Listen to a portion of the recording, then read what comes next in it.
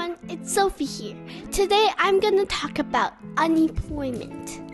When talk about work status of people aged 16 and older, we can categorize them into 4 groups. Group 1, those who got a job. Group 2, those who want a job but haven't gotten one yet. Group 3, those who have the ability to work but are not currently seeking for jobs. Group 4, and the people who are unable to work. Unemployment is specifically measured by counting individuals who don't have jobs but are actively looking for work. The second group only.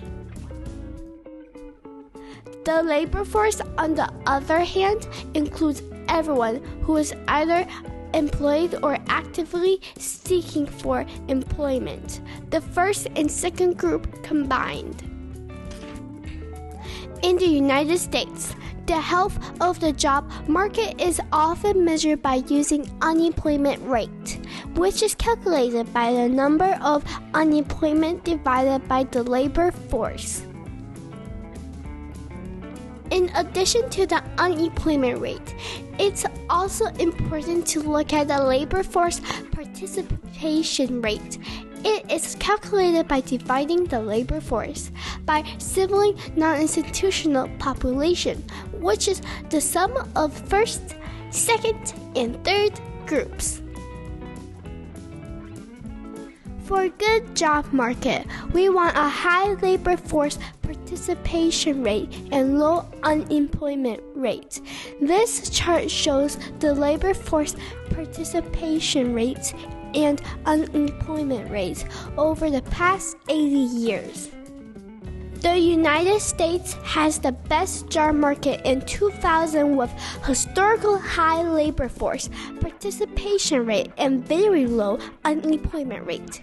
The worst job market happened in 2020 with a very low labor force participation rate and historically high unemployment rate.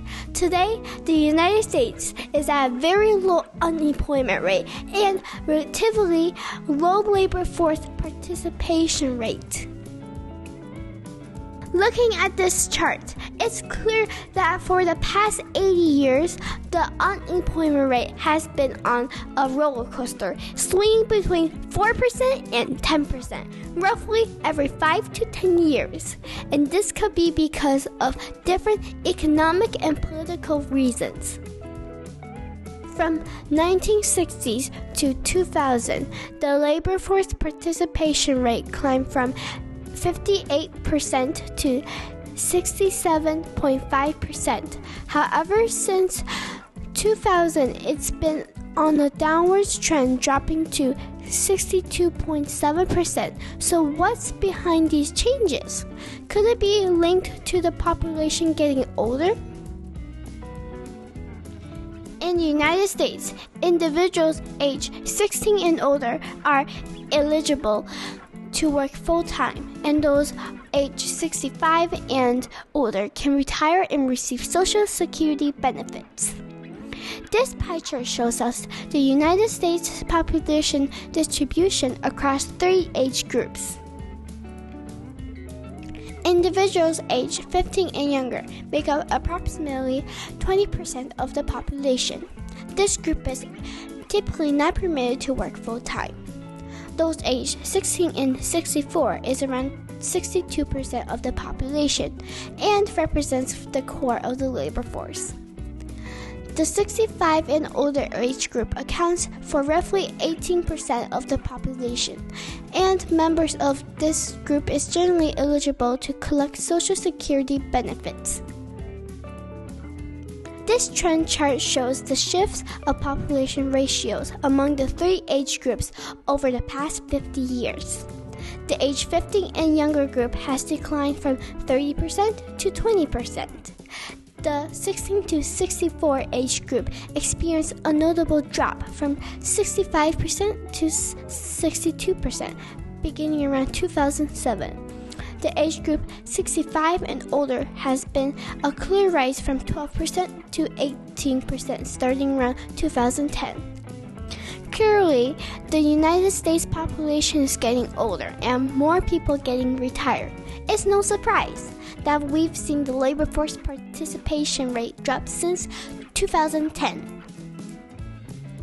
Along with more retirements, the labor force participation rate has also been hit by a growing number of 16 to 64 years old exiting the labor force. This chart shows the count of proportion of people aged 16 to 64 who are not in the labor force, with data starting from 2008. Looking at this chart, we observed that roughly 8 million people exited the labor force between 2008 and 2016, likely due to the 2008 financial crisis. From 2016 on up to now, about 3 million people re-entered the labor force. Additionally, there was a temporary exit of approximately 6 million people from the labor force during the COVID-19 pandemic. Roughly 55 million people of age 16 to 64 aren't working, and there's a bunch of reasons for that, like full-time students, people with health issues, discouraged workers, and personal choices.